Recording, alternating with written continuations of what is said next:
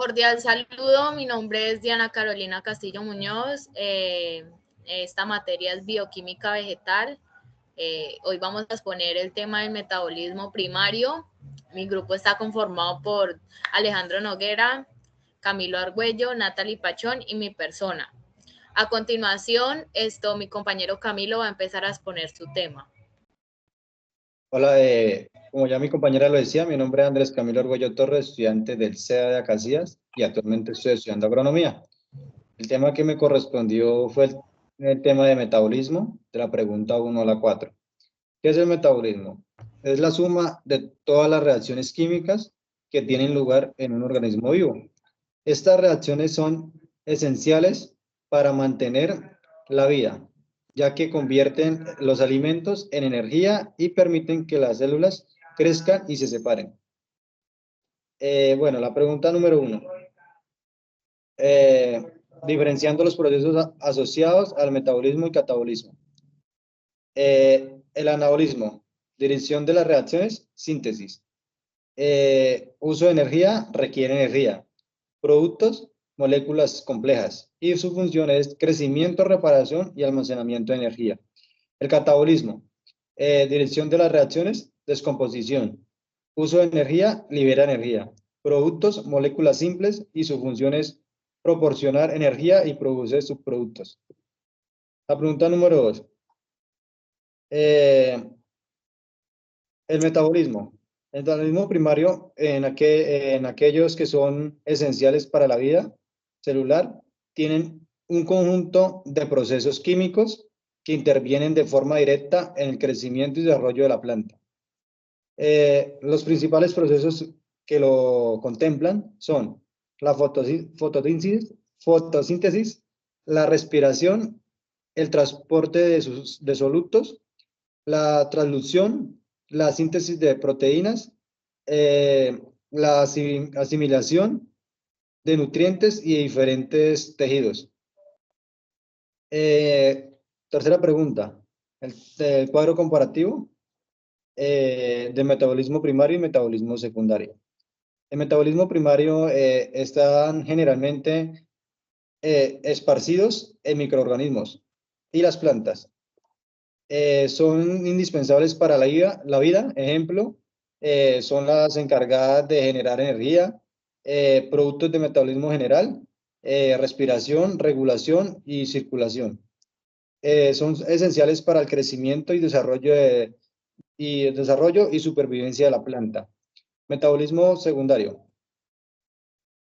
El metabolismo secundario solo se distribuye en algunas plantas y microorganismos, alcaloides y taninos.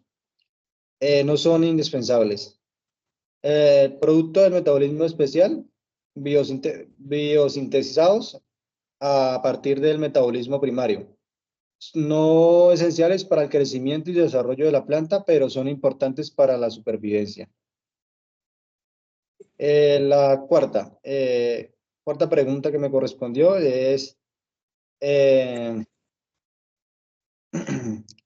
conceptos del concepto de respiración aeróbica, celular aeróbica, glucolosis, ciclo de Krebs, fotofosforilación oxidativa, glucosinosis, síntesis de proteínas, síntesis de ácidos grasos y fotosíntesis.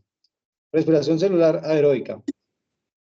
La descomposición de moléculas orgánicas como la glucosa en presencia de oxígeno para liberar energía en forma de ATP. Es catabólica. La glucolosis.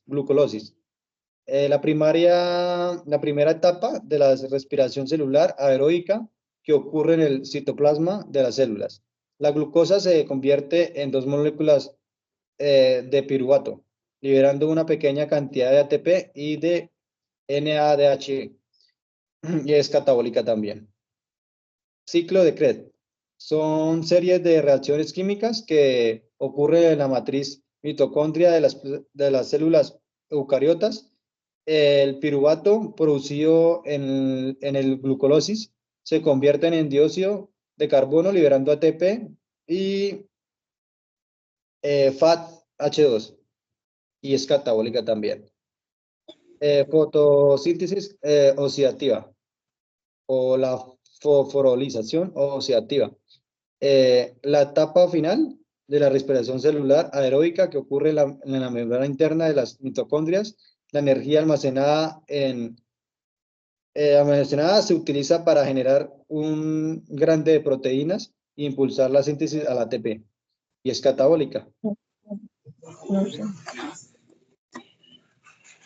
La síntesis de glucósido a partir de compuestos no glucídicos como aminoácidos, lactato y glicerol. Este proceso ocurre principalmente en el hígado durante el ayuno y cuando los niveles de glucosa en sangre son bajos y es anabólico.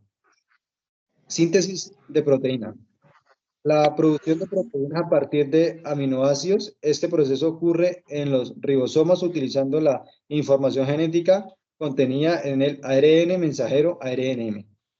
Es anabólico. Síntesis de ácidos grasos. La formación de ácidos grasos a partir del acetil, una molécula producida en el ciclo de Krebs. Este proceso ocurre principalmente en el citosol de las células y esencial para el almacenamiento de energía y la formación de membranas celulares, y es anabólica. Y por último, la fotosíntesis, el proceso para el cual las plantas y algas y algunas bacterias capturan energía de la luz solar y la utilizan para convertir en dióxido de carbono y alguna en glucosas y oxígeno. La glucosa es utilizada como fuente de energía, mientras en el oxígeno es liberado a la atmósfera. Es anabólica. Bueno, eso era el tema que me correspondió a mí, pues ya sigue mi compañero. Bueno. Cordial saludo, compañeros y tutores. Mucho gusto. Mi nombre es Joan Alejandro Noguera Rico. Soy estudiante de agronomía, matriculado en la SEA Casillas. Vivo en la ciudad de Villavicencio y el tema que me corresponde fue la pregunta 5 y 6, donde mostramos cuáles son las diferencias de la respiración aerobia y la respiración anaerobia. Entonces, el resumen más corto de la respiración aerobia y la anaerobia es que son dos procesos que ocurren en el organismo para obtener energía. Es algo muy contundente. Aquí les doy las diferencias. La respiración anaerobia no requiere disposición de oxígeno para llevar a término, a diferencia de la respiración aerobia que requiere mucha disposición de oxígeno para llegar al término. Sucede en el citoplasma de la célula, la respiración anaerobia y la respiración aerobia sucede en la disposición de oxígeno en las mitocondrias de las células. La evolución se fracciona en dos periodos, glucólisis y fermentación. En la anaerobia y en la aerobia, la sucesión se fracciona en tres periodos, el ciclo de Krebs, fosforilación, oxidativa y glucosis. En la anaeróbica genera una menor porción de energía ATP en semejanza con la respiración. Y en la aeróbica genera una mayor porción de energía ATP. En la anaeróbica, la fórmula química común de la respiración depende del tipo de fermentación que se lleve a término, tal como la fermentación láctica, glucosa y ácido láctico más energía ATP. En la aeróbica, la fórmula química común de la respiración es glucosa, oxígeno, dióxido de carbono, agua más energía ATP. Quiere decir que estos organismos, lo que tiene la respiración anaerobia son los seres vivos como los humanos, los animales, plantas, peces. Y los anaerobios son sin oxígeno, que son bacterias, hongos y como las algas. Entonces, en este caso también me toca dar unos modelos de distintas zonas pecuarias, agroforestales, ambientales o agrícolas. En la zona agrícola, la aerobia es necesaria para el número de plantas, dado que les proporciona la energía esencial para llevar a término sus capacidades vitales. En la producción pecuaria, la respiración aerobia es primordial para la biotransformación de los animales, en cambio de la respiración anaeróbica que puede suceder en el rumen de los rumiantes, donde se genera la fermentación de los alimentos. En el ámbito agroforestal, la respiración aerobia es necesaria para el aumento de los árboles y la descompostura de la materia orgánica en el suelo. La respiración anaerobia sucede en los suelos anegados, donde se genera la fermentación y la liberación de gases como el metano. En el ámbito ambiental, la respiración aerobia es primordial para la fase de carbono, dado que los organismos aerobios sueltan dióxido de carbono en el transcurso de la respiración. La respiración anaerobia juega el papel clave en la descompostura de la materia orgánica en medios sin oxígeno, ¿no? Como los sedimentos de los cuerpos de agua. También me tocó pues explicar la figura 6 que hay en el tema, que trata de la respiración celular en la mitocondria, la glucólisis, el ciclo de Krebs, fosforilación oxidativa. Desde la respiración celular de la mitocondria es el suceso por medio del cual las células consiguen la energía de las moléculas. En presencia de oxígeno, este proceso sucede en la mitocondria y consiste en 3 fases principales: glucólisis, el ciclo de Krebs y la fosforilación oxidativa. La glucólisis es la primera fase de la respiración celular y sucede en el citosol. El ciclo de Krebs, también conocido como el ciclo del ácido cítrico, sucede en la matriz mitocondrial. Mientras esta fase, el piruvato se altera completamente y se transforma en moléculas de dióxido de carbono. También genera moléculas de NAD y FAD que trasladan electrones a la próxima fase. La fosforilación oxidativa es la última fase de la respiración celular. Esa sucede en la membrana interior de la mitocondria. Durante esta fase, los electrones son trasladados y se usan para producir ATP. Este desarrollo se lleva a término por medio de la serie de transporte de electrones y síntesis de ATP con ATP sintasa. La respiración anaerobia, o más conocida como la respiración en el citosol. Esa es la respiración celular. Es un desarrollo que sucede en el citosol de las células cuando hay bastante oxígeno utilizable. Hay distintas formas de respiración anaerobia. Ahora bien, la más importante es la fermentación láctica, que mediante la fermentación láctica el piruvato desarrollado en la glucólisis se transforma en ácido láctico y este suceso restaura el NAD esencial para que la glucólisis siga creando energía ATP. Esta fermentación láctica es menos eficiente en términos de elaboración de energía en semejanza con la aerobia. Entonces, pues ese es el tema a exponer y ya con esto le doy paso a mi compañera. Buenas noches, mi nombre es Natalie Pachón y me encuentro estudiando en el CEDAT de Arcasías, el programa de agronomía.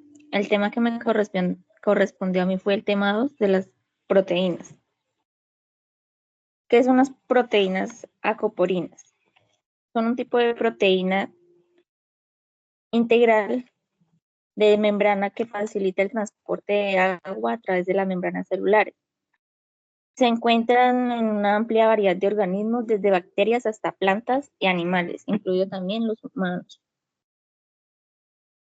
La estructura de las proteínas acoporinas. Tienen una estructura característica que les permite desempeñar su función como canales de aguas en las membranas biológicas. Su estructura típica consta de 6 dominios transmembranales, denominados hélices alfa, que forman un canal a través del cual el agua puede pasar selectivamente.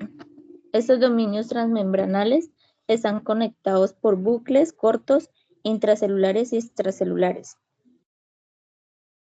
Las acoporinas en las plantas. En las plantas, las acoporinas juegan un papel crucial en la regulación de transporte de agua y la homeostasis hídrica. Estas proteínas están presentes en diversas partes de la planta, incluidas las raíces, los tallos, las hojas y los tejidos vasculares. En las raíces son especialmente importantes para la absorción de agua del suelo. Esta permite que el agua pase a través de las membranas de las células radiovasculares, lo que facilita su transporte hacia el interior de la planta. En los tallos y las hojas, las acoporinas contribuyen al transporte de agua desde las raíces hasta las partes superiores de las plantas, donde se necesita para procesos como la fotosíntesis y la transpiración. Estas proteínas ayudan a mantener la turgencia celular, que es crucial para el soporte estructural de la planta.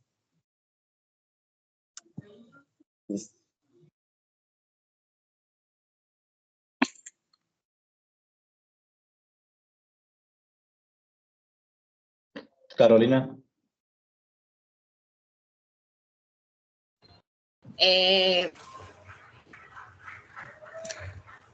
Bueno, a mí me tocó el tema de los carbohidratos y los lípidos. Bueno, los carbohidratos son nutrientes esenciales que ayudan a proporcionar energía y se dividen en tres grupos. Monosacáridos, que son la galactosa, la glucosa y la fructosa. Disacáridos, que son la sacarosa, la lactosa y la maltosa. Y los polisacáridos, que son el almidón. Otros polisacáridos que tienen importancia vegetal son la hemicelulosa y la lignina. La hemicelulosa tiene como, actúa como un pegamento en las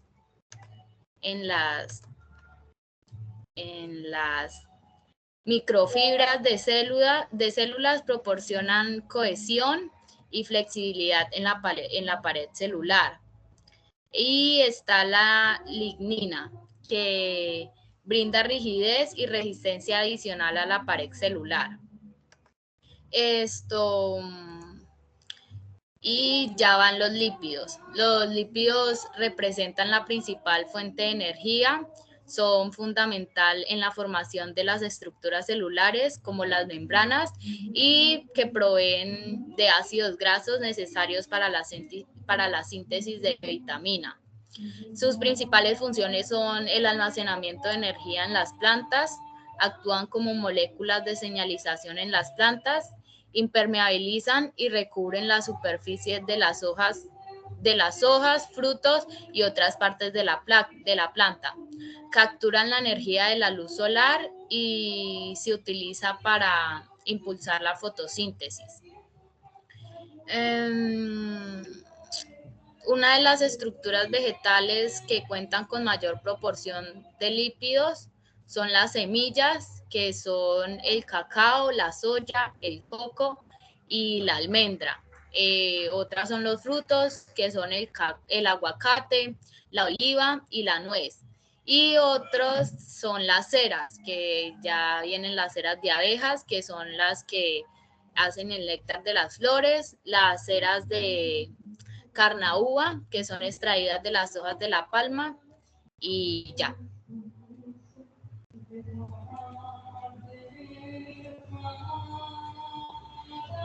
Eso fue todo. ¿Listo?